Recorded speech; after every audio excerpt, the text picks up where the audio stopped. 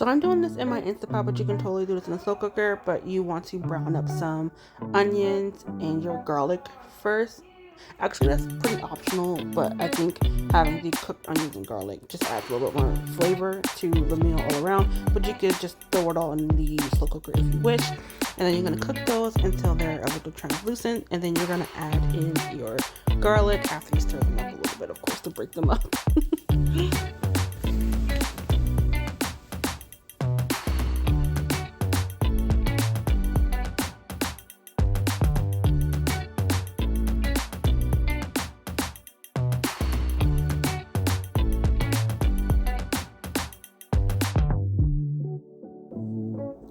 So I think I had my Instant Pot on just a little too long while I was chopping up the onions because it got extra hot and the bottom of it was starting to brown. The onions aren't burnt, it's just the bottom of the pan that's getting brown. So if your Instant Pot is like mine, you might want to chop up yourself first before you turn it on.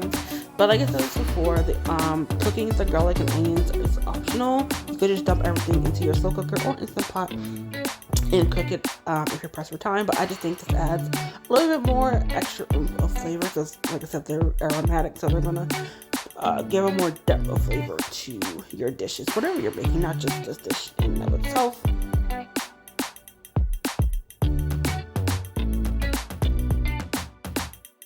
And then to the pan, I'm adding a cut rotisserie chicken. I had already cut this previously and it was in our fridge, but you can, cut it right from off the bone or any cooked chicken that you wish. I don't remember what the full chicken weighed after I cut because I wasn't thinking about that, but this was probably about maybe 3 cups of chopped chicken. Actually just estimating there, but if you have a whole rotisserie chicken, that is what I use. But if you're going to just use like regular chicken, then you might want to adjust accordingly. And I didn't have any more chicken broth, so I'm using this Better Than Bullion. I think you can concentrate, I guess. It's like a little paste. It's actually really good. I think I might prefer this over like canned or boxed stock. If outside of like making your own, that is the best option, but this like concentrated taste, it really brings out a much more depth of flavor than just your plain canned or boxed stock. But I really like it, so they're really good to use in the package. They're more expensive than the actual boxes of stocks, but hey, I sometimes will just buy them both. And then I'm using my favorite seasoning, which is the onion sauce seasoning from Trader Joe's. But you can season this how you wish with some of your favorites. And you're just going to give that a stir. I know the directions for the Better Than Bullion is to put them in water, but I like to put it in the food first if I'm doing something like this. Just to almost kind of like with tomato paste, where you want to cook that a little bit first, to because it is sitting in a can on the shelf, so it kind of like blooms the flavor, so to speak, and then I add my water. I'm only adding a little bit because I don't want this to be soupy. I want it to be a little bit more like a stew, like thicker, and so I only put in maybe about a cup of water. And then we're adding in dollops of cream cheese. This is what's going to give it that creamy flavor when it's all said and done. And I'm just putting in dollops because I want this to be on top so that it kind of melts a little bit. And then we'll stir it in at the end once everything is all cooked.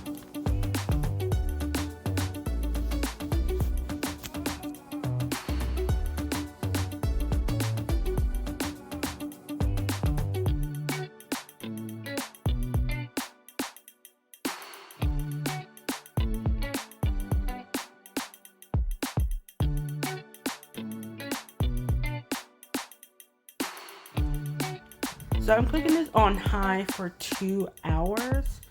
And then I think you can let this go for up to 6 hours on low, but I just did mine for 2 hours on high because the chicken was basically already cooked. I just needed everything to melt together.